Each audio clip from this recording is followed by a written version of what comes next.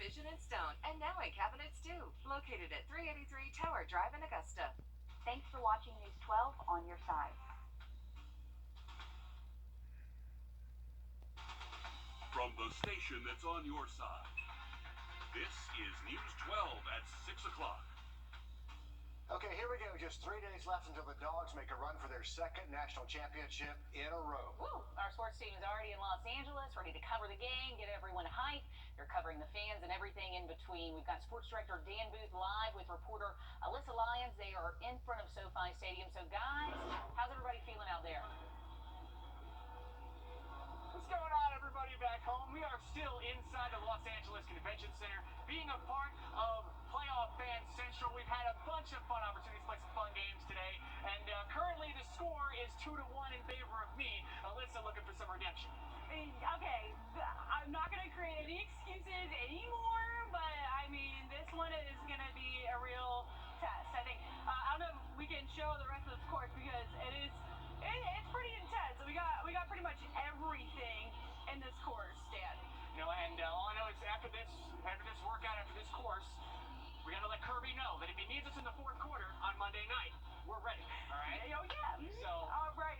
We ready to start let's us? do this. Okay. Get set.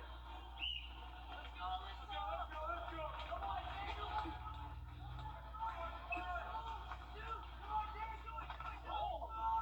Alyssa, you good? Yes! Okay.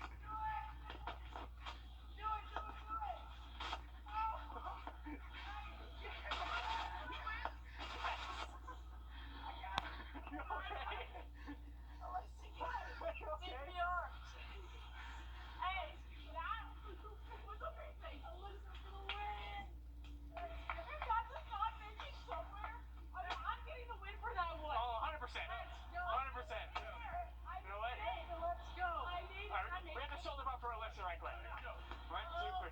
Go, Dan! Ah! That was insane. We've been having fun all day doing crazy things like this.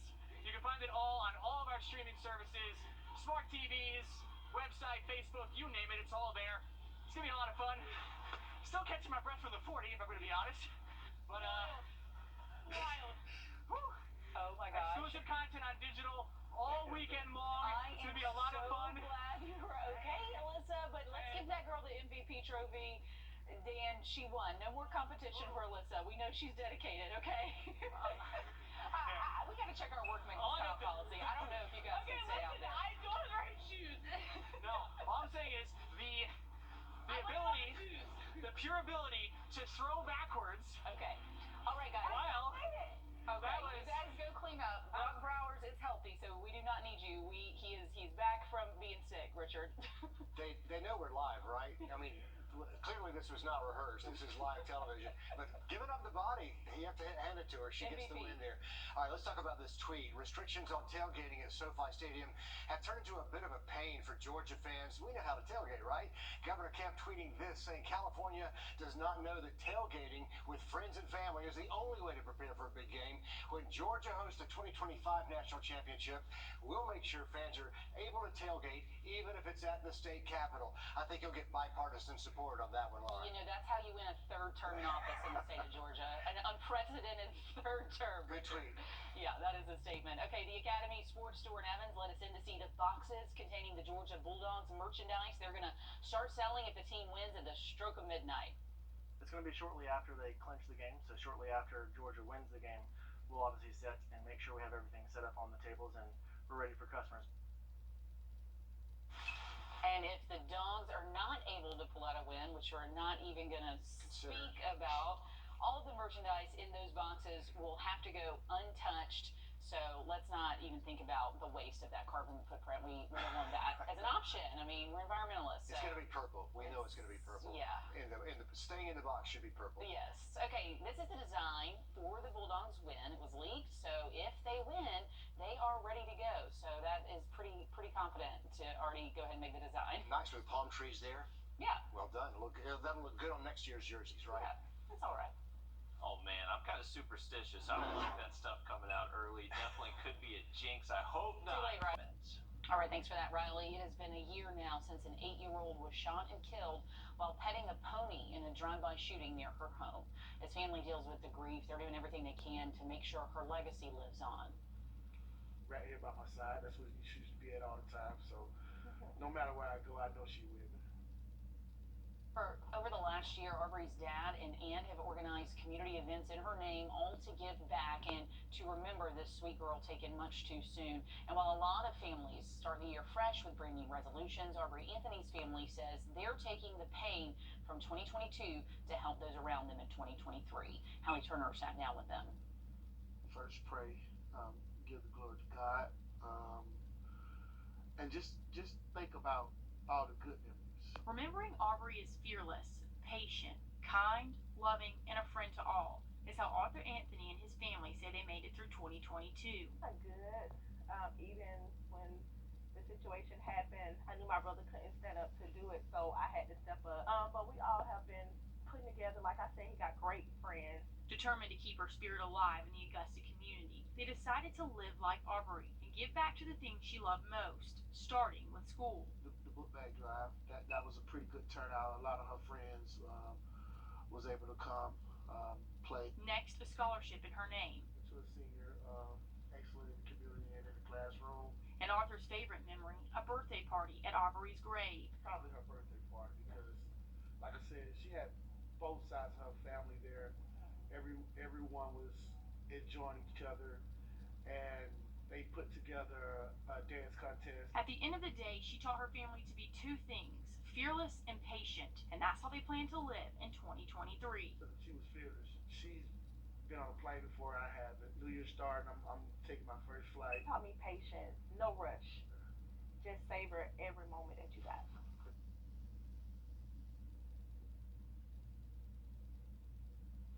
And so the actual anniversary of her death is Sunday. So you were speaking with the family. Do they have any plans to honor her memory then?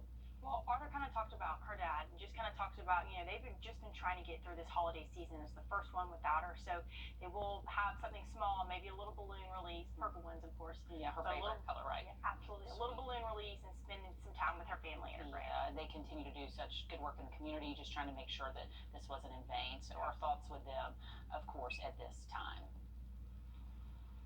A utility worker hurt today working on power lines on Old Bel Air Road. It happened this morning. The Columbia County Sheriff's Office says he was working on those lines when a box truck came through and pulled the lines down, sending the worker back onto the edge of that bucket. The Columbia County Sheriff's Office says that worker did not fall out. His injuries are not severe.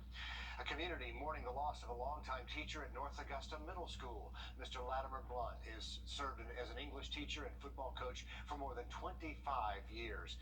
News 12's Nick Veland joins us now live from the middle school. And Nick, you got a chance to talk to a couple of Mr. Blunt's former students. What did they say about how they'll remember him? Yeah, well, when you ask any student, most of the time their response to what their favorite class is not English. But at North Augusta Middle School behind me, most of the time it was. And that's not because students just love to diagram sentences at this middle school in particular, but it's because of who Mr. Blunt was and who he was as a person. Whenever they say you always have that one teacher, he was that one teacher for me. He was one of my first ever favorite teachers. An unforgettable teacher. Sarah Ramage and Audrey Champy were shocked to hear the news. Yeah, it hit me hard. But the memories will stick with his students forever. He wasn't a teacher that would sit in his desk. He would always walk around the room and get you engaged. So he always had a sweat rag on him. This sweat rag is one thing I don't think any of us will ever forget. A teacher so involved, he broke a sweat just teaching English. He even gave nicknames to every one of his students. So I'm Little Bridges. KSB, that was a nickname he gave me. No matter what, he always remembered everybody's nicknames. I don't know how, but he did. Looking at old pictures. Now a photo Audrey has just means more. I love his smile in that picture. That picture is still on my Facebook. I'll cherish that picture forever. Most definitely. Now, moving forward, his family of former students will miss him forever. He never had kids, and he always told all his students, I never had kids, but at the end of the day, all my students were my kids. And he loved us like we were his own kids. Yeah, and I asked both of these students, what advice they would give for teachers moving forward. And they said that teachers here at North Augusta Middle have some big shoes to fill, but if they continue walking in Mr. Blunt's direction, they're going to be headed in the right direction. We know he will be missed. Nick, thanks for the update there from campus. Augusta's new mayor, Garnett Johnson, settling into his new role. I had the chance to sit down with him for my first... Breaking news, we are just getting to the scene of a house fire on Sharon Road off of Barton Chapel Road in Augusta. We are still trying to figure out what happened, but people on social media describe seeing the fire all the way from the freeway, so a lot of smoke and flames at the time. You can see that these firefighters on scene aren't showing a lot of urgency now. We don't see any flames coming from the home anymore, so it looks like they had to have that under control. Coming out, the local connection to the Bulldogs on display right here in Augusta, a jacket that goes all the way back more than a century. And we are looking mostly dry for weekend events until we get to Sunday night. We'll take a look at this chance for rain just after the break. Time. Riley, thanks. Check out this classic UGA Letterman's jacket on display at the Augusta Museum of History. The museum says the jacket was awarded to an Augusta native, George Sankin Sr., when he played for the Dogs back in 1910. We talked to one of the people who put that exhibit together. She says she came across this beautiful piece working on a different project altogether. So I came across this jacket in our collection when I was searching for winter wear items, and it just so happened that it was quarterback of UGA from 1910 to 1912, and guess what that coincided with? The national championship on Monday night. Don't you know that jacket has some stories to tell? Wow, yeah. Now, more than 100 years later, the Dogs are fighting to hold on to that national championship status. By the way, the museum has this on display in the local Legends Room for this weekend only, so you'll have to get downtown to see it. Still to come, state leaders promising more money for internet access in rural Georgia counties. We're going to take you to McDuffie County, where local shops are talking about what broadband access means to them. This week, Governor Kemp announcing more. Go check our website for the latest. Yeah, we know the downburst can be dangerous. Anthony, thank you. This week, Governor Kemp announcing more funding for broadband expansion in some of our rural counties. McDuffie County got a grant for a similar project last year. News 12's Maria Sellers is there with an update on their progress and what it means to people living there.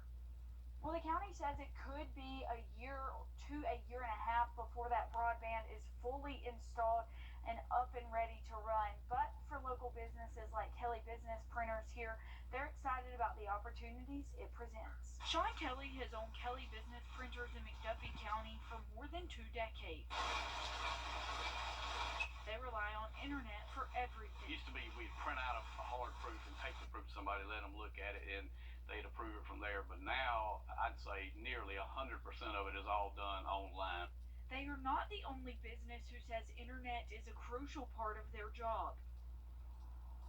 Kingdom Web Pros is a website design company who has seen the problems created by lack of internet firsthand. It's hard for them to access the website that I'm building for them because they have to get in their vehicle and drive somewhere where they can get good signal and look at it on a smart device or something because they can't do it from home. The county is working to make it easier to get online with their ongoing broadband project, but it's taking some time. There's infrastructure that sometimes has to be built. There's certainly infrastructure that's got to be expanded, and it just is not going to happen overnight. The county expects to start building out broadband lines within the next 6 weeks. Once those lines get up and running, they'll be able to roll out the service completely. And these business owners are excited. It gives everybody more options, whether it's from the business owner's perspective or from the end user's perspective or the consumer's perspective. Now, with the internet, you got economic development, so the more businesses that come to town, that's more opportunity. In McDuffie County, Maria Sellers, on your side. Today marks the 18th anniversary of the deadly train crash in Graniteville. 9 people died after chlorine gas was released in the air and hundreds were injured, some trapped in their homes for a while. Here's a look back at some of our video from the scene back then.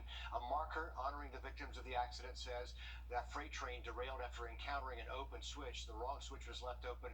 That freight train actually ended up on a sidetrack where it hit a train that was parked in place.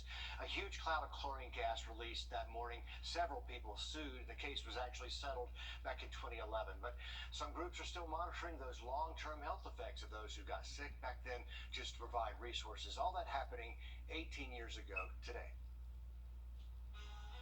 Just a horrible accident. We will never forget that day here locally. Hey, into the weekend forecast we do. An update for you on that breaking news we had a little earlier on the fire on Sharon Road in Augusta. Officials say a woman was home, but luckily she's not injured. Yeah, this temporarily, actually the fire crews say the fire appears to have started near the laundry room, so that's something we'll continue to watch this evening as it comes in. But they say the woman living there was actually displaced, but is able to stay in with family in the meantime. So that's good news tonight, but we are told heavy smoke and fire damage about half of the home, so it's going to be a real mess to clean up. Riley? Well, any plans out there for the rest of tonight?